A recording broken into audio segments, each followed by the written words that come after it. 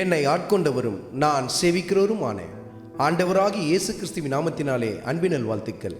கிறிஸ்து இயேசுக்குள் மிகவும் பிரியமான அன்பு சகோதர சகோதரிகளே, யோபுவின் புத்தகத்தில் 19வது அதிகாரத்தில் 8வது வசனத்தில், நான் கடந்து போகக்கூடாதபடிக்கு அவர் என் பாதையை வேலி அடைத்து என் வழிகளை இருளாக்கி விட்டார். யோபு எப்படி ஆதங்கப்பட்டு சொல்லுகிறார் பாருங்க. நான் கடந்து போக முடியாதபடிக்கு என் பாதைகள் எல்லாம் வேலடைத்து விட்டார் கர்த்தர், எல்லா பக்கமும் இருளாய் காணப்படுகிறது என்று சொல்லுகிறார். எவ்வளவு கடினமான ஒரு பாதை அது பாருங்கள். ஏனென்றால் எதனால் தனக்கு இப்படிப்பட்ட பிரச்சனை போராட்டம் என்பதை உணர்ந்து கொள்ள முடியாத ஒரு நிலை. அது மாத்திரமல்ல, கூட சுற்றி நிற்கிற நண்பர்களும் அவரை தூற்றி கொண்டிருக்கிறார்கள். அவரை பலவாறு அவரை பேசி இன்னும் மனதை புண்படுத்தி கொண்டிருக்கிறார்கள். அருமையான மகனே, அருமையான மகளே, நீயும் உன் வாழ்க்கையிலே கடினமான பாதையின் வழியாய் கடந்து போய் கொண்டிருப்பாய். கர்த்தருக்கு உத்தமமாய் உண்மையை தானே போய் கொண்டிருக்கிறேன், அப்படி இருக்க ஏன் எனக்கு இவ்வளவு பிரச்சனை, இவ்வளவு போராட்டம் என்று சொல்லி பரிதவித்து கொண்டிருக்கிறாயா?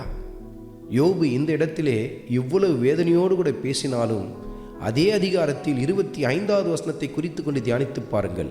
என் மீட்பர் உயிரோடு கூட இருக்கிறார் என்று சொல்லி அறிக்கை செய்தார் பாருங்கள். மனமுடைந்து போன அந்த சமயத்திலும் கர்த்தருடைய தீர்க்க தரிசன வார்த்தைகள் கர்த்தருடைய தாசன் வாயிலிருந்து எவ்வளவு அருமையாய் புறப்பட்டு வருகிறது பாருங்கள்.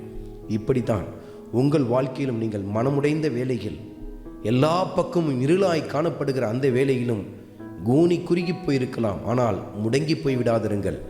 கர்த்தருடைய வார்த்தையை, தீர்க்க தரிசன வார்த்தையை பேச ஆரம்பிங்கள். கர்த்தருடைய வார்த்தையை நீங்கள் சொல்லுவதே அது தீர்க்க தரிசனம் தான் பாருங்கள். ஏனென்றால் கர்த்தருடைய வார்த்தையே தீர்க்க தரிசன வார்த்தை தான். கர்த்தருடைய வார்த்தையை உச்சரித்து கொண்டே இருங்க, அறிக்கை செய்து கொண்டே இருங்க. உங்கள் பாதை இருளாக இருக்கலாம், எல்லா பக்கமும் அடைக்கப்பட்ட ஒரு நிலையில் இருக்கலாம், ஆனால் விசுவாச வார்த்தைகளை தொடர்ந்து பேசிக்கொண்டே இருங்கள். இன்னும் அதிகமாய் கர்த்தரை உண்மையும் உத்தமமாய் பின்பற்றி போய்கொண்டே இருங்கள். கர்த்தர் உங்கள் வாழ்க்கையிலே ஏற்ற வேளையிலே மகிமைப்பட ஆரம்பிப்பார். ஆண்டவராகிய இயேசு கிறிஸ்துவின் கிருபை உங்கள் அனைவரோடும் கூட இருப்பதாக. ஆமென்.